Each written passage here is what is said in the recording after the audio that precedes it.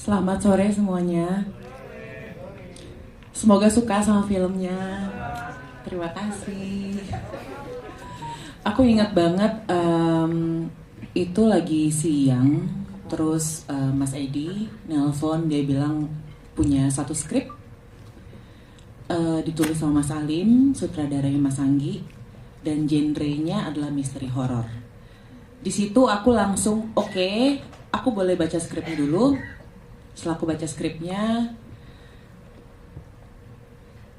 aku diam dulu sebentar karena aku belum pernah baca skrip misteri horor sebelumnya. Jadi oke, perannya sebagai Tirta, seorang podcaster, seorang mantan atlet yang akhirnya harus pindah dari Jakarta, meninggalkan keluarganya dia, mungkin teman-temannya dia, sahabat-sahabatnya dia. Rasa kehilangannya Tirta di situ, dia harus datang ke suatu tempat yang dimana dia harus memulai hidupnya dia yang baru. Dia membuat podcast, mengajar anak-anak berenang, dan situ mulailah perjalanannya Tirta gitu. Kalau untuk membentuk karakter Tirta sebenarnya banyak diskusi sama Mas Anggi, karena Mas Anggi tahu persis apa yang dia mau dari hari pertama kita reading, dan itu benar banget kata Teh Happy, sangat membantu kita saat reading dan saat syuting gitu. Dan melihat tebusan dosa tentang kehilangan, mungkin itu salah satu kenapa aku mengambil proyek ini. Putri udah pernah merasakan kehilangan yang sangat besar.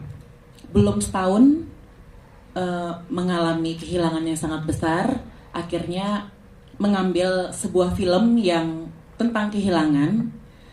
Itu awalnya aku berpikir mungkin dengan mengambil proyek ini aku bisa menyembuhkan diri aku, tapi ternyata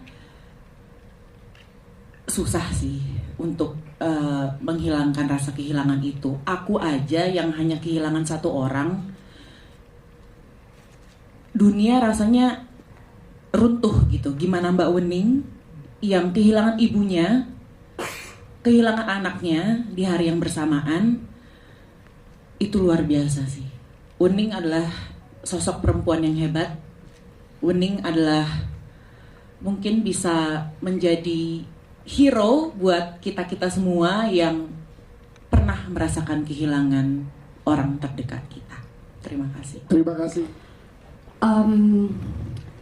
Saya sebetulnya melayani naskah ya, dan juga keinginan sutradara gitu sebaik mungkin, dan sutradara sangat tahu apa yang dia mau, itu sangat membantu sekali untuk saya, dan juga lawan main yang sangat bisa diajak kerjasama, dan juga dari Pak Lari yang betul-betul memfasilitasi segala kebutuhan. Jadi sebetulnya memudahkan saya untuk melakukan apa yang harus saya lakukan. Tapi poin yang utama adalah saya sendiri secara pribadi ketika belum memasuki menjadi Wening itu memiliki solidaritas batin yang kuat terhadap tokoh tersebut gitu.